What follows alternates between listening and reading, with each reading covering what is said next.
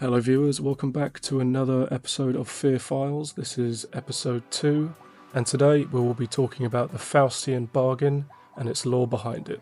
So, without further ado, let's get into this video.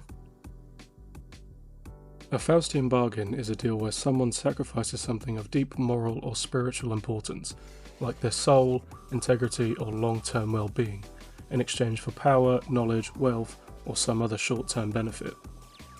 The term comes from the legend of Faust, a character from German folklore and literature.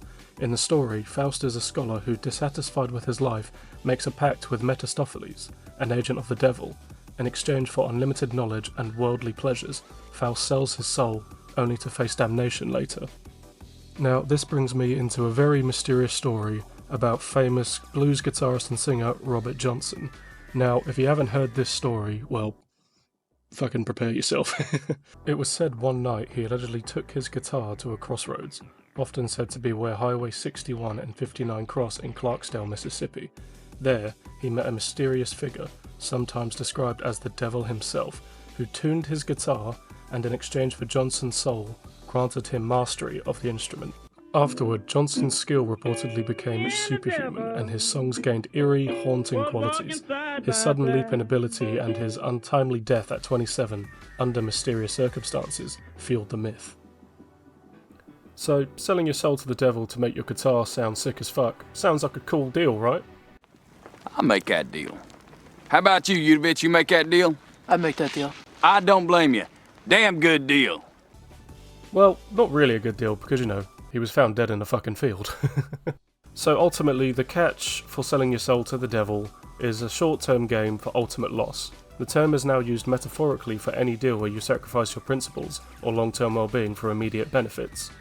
That term being selling your soul to the devil. But in literal terms, there aren't any statistics because a Faustian bargain is a fictional or metaphorical concept. There's no real-world evidence of people selling their soul to the devil. But if we take the metaphor seriously, the idea behind a Faustian bargain is that everyone who makes one dies, spiritually or literally at the end of the deal. In stories, the bargain is structured so that the price is inevitable. The devil always collects. That's the catch, you can't outsmart or escape it. But in literature or mythology, Faust, who we spoke about earlier, narrowly avoids damnation at one point because of divine intervention. But in most versions, like Marlowe's Dr. Faustus, 100% of people die or are dragged to hell. But if we were to look at some fictional statistics, these would be the numbers. 93% of people who made a deal ultimately died or were claimed by hell. Only 3% ever escaped their fate through clever loopholes or divine mercy.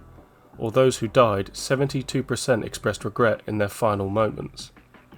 Survival odds, short-term pleasure, 100%. Long-term survival, less than 1 in 20. There were also some stories of people trying to fight off the devil, but you can probably imagine how that went. Although we've been talking a lot about the fictional side of things, there are obviously people in this world who believe in all of this. Like here I have a quote from Thabiti Anyabwile, a famous pastor from River Church in Washington, D.C. Some Christians appear to have made a Faustian bargain for the mere price of a Supreme Court nominee. The devil gets the better end of that deal. So, as you can see there are people in this world who very much believe in the Faustian bargain and are willing to sacrifice their own faith just to get what they want. But whether any of us believe in it or not, at the end of the day, it's always best just not to mess with shit you don't understand. Like I said, if you're a believer or not. If you don't know what it means, if you don't know what it does, or you just don't fucking know anything, just don't do it. It's as simple as that. It's weird shit. Don't do weird shit, you know what I mean? But yeah, guys, that was the video. Thanks so much for watching. I know it's another short one, but there's only so much you can really talk about and dive into with the amount of research I've done. But if you're still curious about it, just Google it, I guess. But yeah, thanks so much for watching, guys, and I'll see you in the next video. Thanks so much.